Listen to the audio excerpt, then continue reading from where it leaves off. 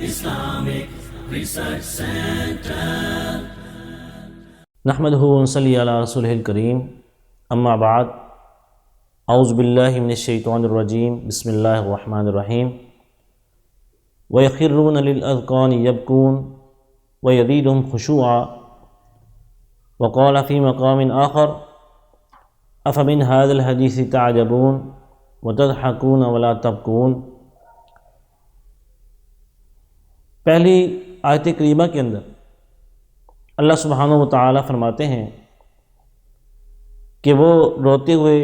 ٹھوڑیوں کے بل گر جاتے ہیں اور قرآن ان کے خشوع میں اضافہ کرتا ہے۔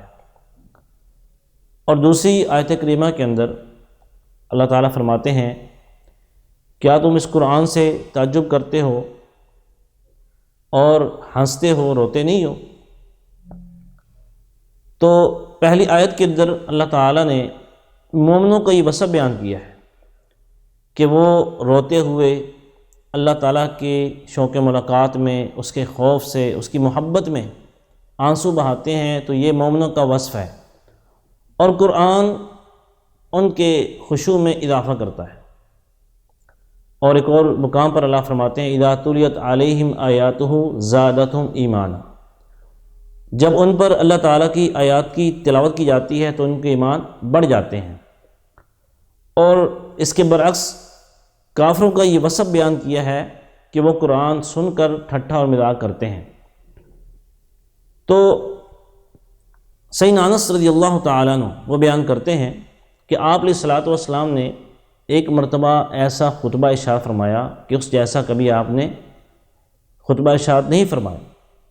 اور یہ فرمایا کہ لو تعلمون ما اعلم لضحکتم قلیلا ولبکیتم کثیرا۔ فرمایا اگر تم بھی وہ کچھ جان لو جو میں جانتا ہوں تو ہنسو گے کم اور روو گے زیادہ۔ اب یہ چھوٹی سی بات آپ علیہ الصلوۃ والسلام نے فرمائی، اور صحابہ کرام چونکہ ان کے دلوں کے اندر سراسر تقویٰ تھا، اولئک الذین امتحن اللہ قلوبہم للتقویٰ، کہ جن کے دلوں کو اللہ تعالیٰ نے تقویٰ کے لیے جانچ لیے تھے، اور پھر ان کا مطمع نظر وہ آخرت تھا، وہ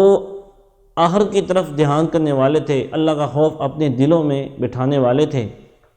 تو جب یہ چھوٹا سا جملہ سنا، آپ علیہ الصلوۃ والسلام نے فرمایا کہ اگر تم بھی وہ کچھ جان لو جو میں جانتا ہوں،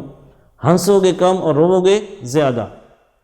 تو صحابہ کرام نے اپنے چہروں پر کپڑا ڈال لیا اور رونے کی آوازیں آ رہی تھی، اور وہ آنسو جو اللہ کے خوف سے نکلیں بڑے مبارک ہوتے ہیں، اور وہ آنسو جو اللہ تعالیٰ کے خوف سے نکلتے ہیں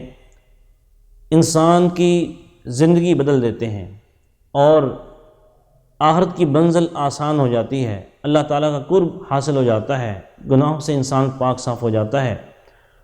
اور کبھی انسان کو تنہائی کے لمحات میں اپنے گناہوں کو یاد کر کے رونا بھی چاہیے۔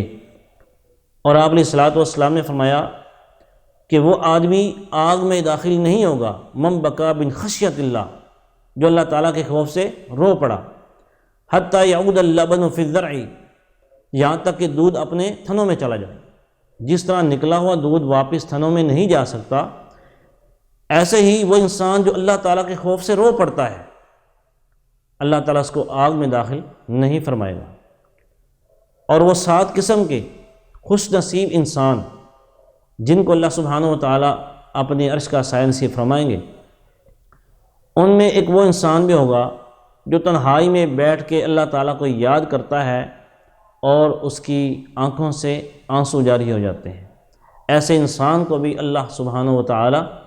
اپنے عرش کا سایہ نصیب فرمائیں گے۔ عبداللہ بن شخیر رضی اللہ تعالیٰ عنہ وہ بیان فرماتے ہیں کہ میں رسول اللہ صلی اللہ علیہ وسلم کی خدمت میں حاضر ہوا، اور آپ علیہ الصلوۃ والسلام نماز پڑھ رہے تھے، اور آپ علیہ الصلوۃ والسلام کے سینے سے اس طرح آواز آ رہی تھی جس طرح کہ ہنڈیا ابلتی ہے، شدت خوف کی بنا پر۔ آپ علیہ الصلوۃ والسلام، اللہ تعالیٰ نے آپ کے اگلے پچھلے جو بھی خطائیں ہیں وہ تو پہلے ہی معاف کر دی، اس کے باوجود آپ کے اندر کتنا خوف ہے، کتنا اللہ کا ڈر ہے، تقویٰ ہے، اور کبھی امت کی خاطر آپ پریشان ہوتے ہیں، اور اللہ کے قیام میں آپ جب کھڑے ہوتے آپ کے پاؤں بھی سوج جاتے، اور سیدہ عائشہ رضی اللہ تعالی عنہ نے آپ علیہ الصلوۃ والسلام سے یہ فرمایا تھا کہ آپ اتنی محنت کیوں کرتے ہیں؟ تو آپ علیہ الصلوۃ والسلام نے فرمایا، اے عائشہ افلا اکون عبدا شکورا، کیا میں اللہ تعالیٰ کا شکر گزار بندہ نہ بن جاؤں؟ تو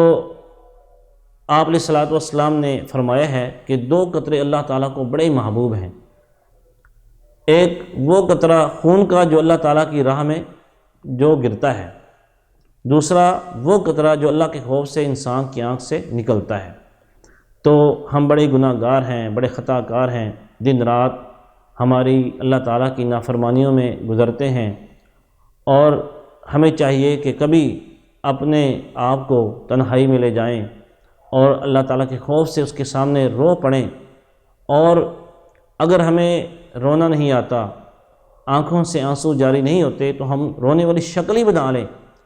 اور یقیناً اللہ سبحانہ و تعالیٰ ہمارے زندگی کے گناہ معاف فرما دے گا۔ اور یہی اللہ کے بارگاہ میں رونا اور آنسو بہانا، تو یقیناً اس کیفیت سے اللہ سبحانہ و تعالیٰ اپنے بندے سے بھی محبت کریں گے، پیار کریں گے، اور دنیا آخرت میں اس کے لیے سرفرازی ہوگی، اور یہ چیز بخشش کا ذریعہ بن جائے گی۔ اللہ سے دعا ہے اللہ ہمیں عمل کی توفیق عطا فرمائے۔ وآخر الدعوانا الحمد للہ رب العالمین۔